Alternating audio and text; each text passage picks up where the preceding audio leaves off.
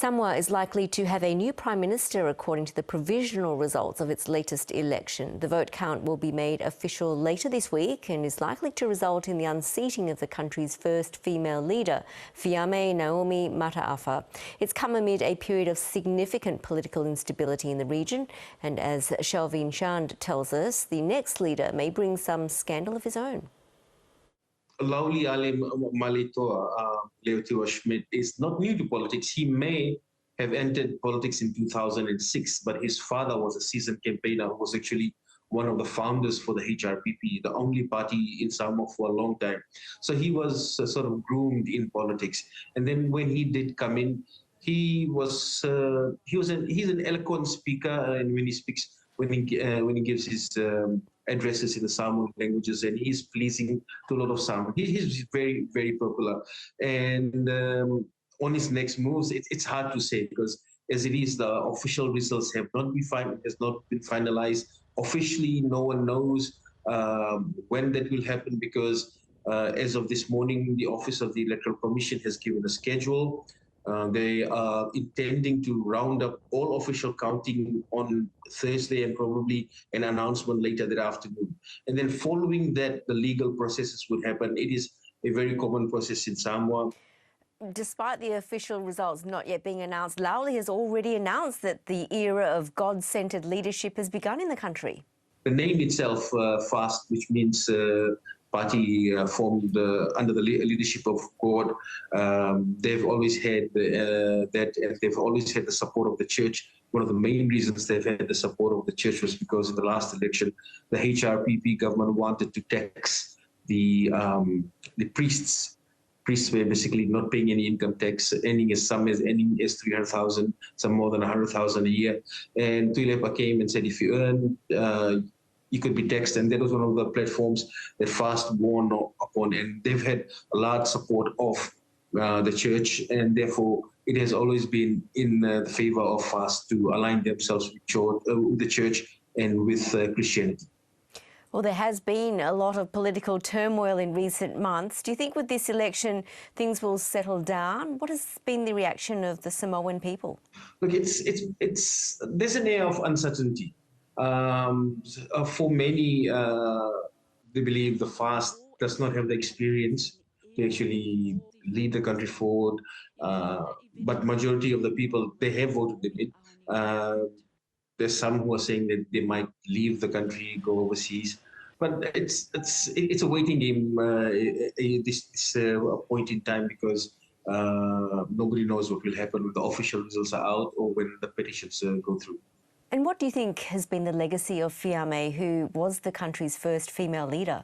Fiame's legacy, well, we have to look at it from 2 or 3 perspectives. She has been quite vocal on the international scene. She has been beacon for women leaders, women rights, and she has been quite outspoken on the international scene in terms of being the type of leader that Samoa has needed.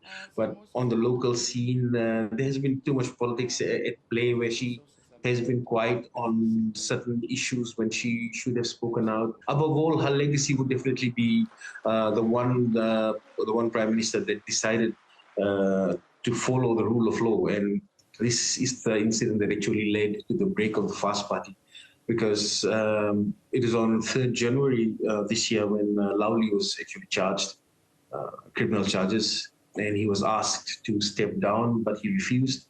This led Fiame to sack him as a cabinet minister, and this got the whole. This was the start of the chain reaction that led to the split. So Fiame then had to fire 3 more of her cabinet ministers. This led to her and her cabinet ministers being expelled from the FAST party, which caused. You do have to remember that Fiame survived 2 votes of no confidence, and it was only made to dissolve parliament after the budget failed. So the only way to throw her off was through failing the budget, which they did. But now this also leaves the nation in a very sort of a dangerous situation, because with the failure of the budget, none of the government ministries actually have the money to do their work, to provide the services that they need. Under the Constitution, they can receive 25% of last year's budget, which is not enough because it does not cater for the number of people or the type of services that they have to do. The overtime for nurses and doctors are not being paid at this point in time. We fear that this may happen to other government ministries. And if the new government is not formed soon enough and a national budget announced, there would be some impacts to the economy. There would be impacts to the government services, and overall, because the government is the biggest employer and the biggest investor in the country, this could lead to affecting the private sector. And as long as there is no elected government in power, a nation like Samoa, which relies on foreign aid, also has to look at aid being frozen until an elected government comes in. And aid is responsible for major capital works, roads, other infrastructure, electricity, renewable energy, water, health, across the board. And if FAST does form a government, what will happen with the criminal charges against Lauli? Well, he's before the courts anyway, so he has to go to court. I assume that would be the only thing to do, because he has to abide by the law.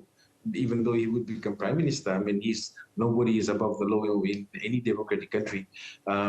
His first case, where he's co-charged with 5 others, is headed for sentence submissions in September and a possible sentencing in October.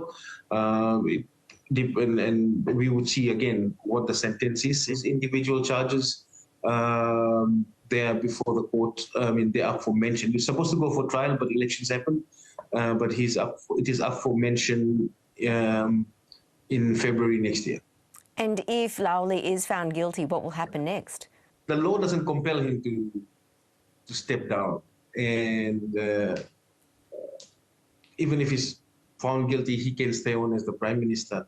But a leader who takes good governance into account and holds the principles of accountability and transparency should step down, as any good leader would. But in Lauli's case, we have seen beforehand that he refuses to step down. It may happen again, but you never know what will happen in the future. Shalveen Chand, thank you so much for talking to us. No worries.